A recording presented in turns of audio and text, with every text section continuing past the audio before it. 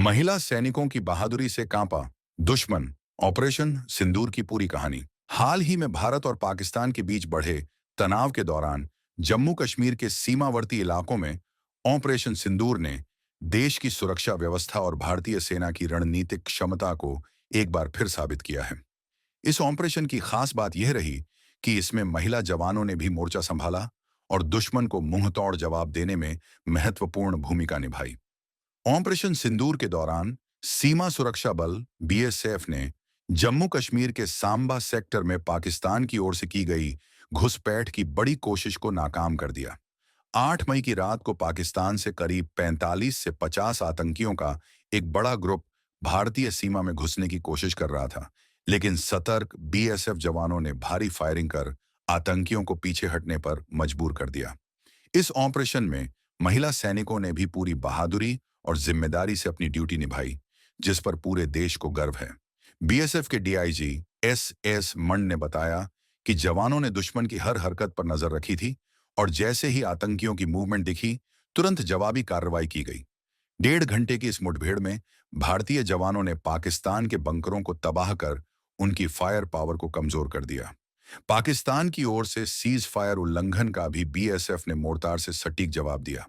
अफसर खुद forward post पर जवानों के साथ मौजूद रहे, जिससे उनका हौसला और आत्मविश्वास बढ़ा। डीआईजी मंड ने कहा कि अगर दुश्मन ने दोबारा ऐसी कोई हरकत की तो भारत 10 गुना ताकत से जवाब देगा। इस बीच वीओएच के मंच पर भारतीय राजनयिक अनुपमा सिंह ने पाकिस्तान को घेरते हुए कहा कि पाकिस्तान आज भी जिहादी आतंकवाद का केंद्र बना हुआ है और वह आतंकवाद को जन्म देने तथा पालने का काम करता है। अनुपमा सिंह ने स्पष्ट किया कि पाकिस्तान खुद को आतंकवाद का पीड़ित दिखाने की कोशिश कर रहा है, जबकि सच्चाई यह है कि आतंकी हमलों के प्रायोजक और आयोजक सीधे पाकिस्तान की धरती से काम करते हैं। भारत ने डब्ल्यूएचओ जैसे वैश्विक मंच पर पाकिस्तान की पोल खोल दी और दुनिया को बताया कि पाकिस्तान आतंकवाद के खिलाफ कार्रवाई के बजाय झूठ और विक्टिम कार्ड खेलता है। ऑपरेशन सिंदूर के दौरान भारतीय सेना ने जम्मू कश्मीर के अखनूर सेक्टर में नियंत्रण रेखा एलओसी पर टी साथी टैंक और बीएमपी 2 बख्तरबंद गाड़ियों की तैनाती की थी। इन टैंकों की 125 मिलीमीटर की तोपें और लंबी दूरी तक मार करने वाली मिसाइलें ऑपरेशन की कामयाबी में अहम साबित हुईं। सेना और बीएसएफ की संयुक्त तैनाती ने घुसपैठ के सभी रास्तों को पूरी तरह सील कर दिया है। रक्षा मंत्री राजनाथ सिंह ने भी कहा कि भारतीय सेना ने पाकिस्तान में मौजूद आतंकी ठिकानों को सफलतापूर्वक तबाह किया और बड़ी संख्या में आतंकियों का सफाया किया है। उन्होंने सेना की तुलना एक कुशल सर्जन से की, जो बीमारी की जड़ पर सटीक वार करता है।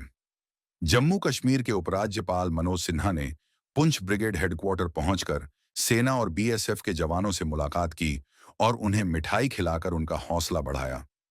एलजी सिन्हा ने ऐलान किया कि गोलीबारी में मारे गए लोगों के परिजनों को मुआवजा दिया जाएगा और परिवार के एक सदस्य को सरकारी नौकरी दी जाएगी। साथ ही जिन घरों और व्यापारिक प्रतिष्ठानों को नुकसान हुआ है, उनकी भरपाई प्रशासन करेगा।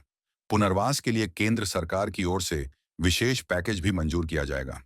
इस ऑपरेशन के दौरान देश के कई हिस्सों में ड्रोन की गतिविधियां भी देखी गईं, जिनकी जांच में सुरक्षा एजेंसियां जुटी हैं।